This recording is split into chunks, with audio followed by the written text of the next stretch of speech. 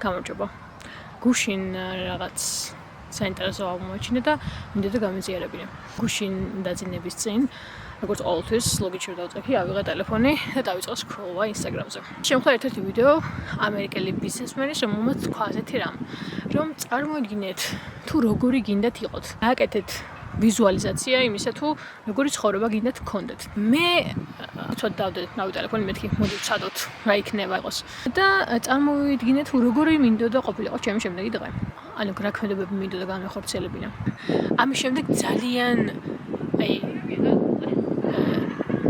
ამის შემდეგ ისეთი განწყობილება ჩამომიყალიბდა, რომ მეთქი, თურმე რა მარტივი ყოფილა. იქ უნდა მივიდე, იქ უნდა დავждე, ეს უნდა გავაკეთო, ის უნდა გავაკეთო. ანუ ეს ნაბიჯები უფრო დეტალურად წარმოვიდგინე. და მაგიტომ ჩემს გონებაში მარტივად დავინახე, რადგან უკვე ეს გონებამ თითქოს წარმოისახა და ეს სურათები დაინახა.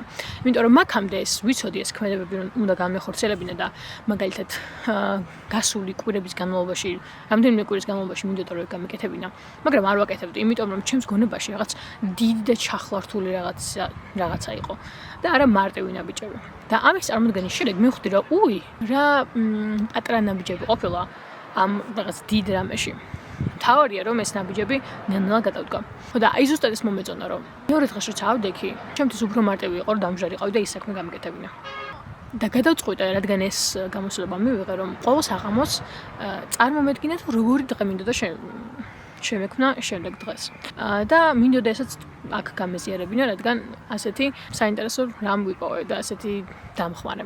ანუ თუ იცი ადამიანმა რა გინდა გააკეთო და უბრალოდ ეს ძალიან დიდი რამე ჩანს შენთვის, ანუ დიდი კომპლექსური მიზანია. შეგიძლია უბრალოდ წარმოისახო, თუ რეალურად რას ნიშნავს ამის გაკეთება შენთვის და რას მოიცავს.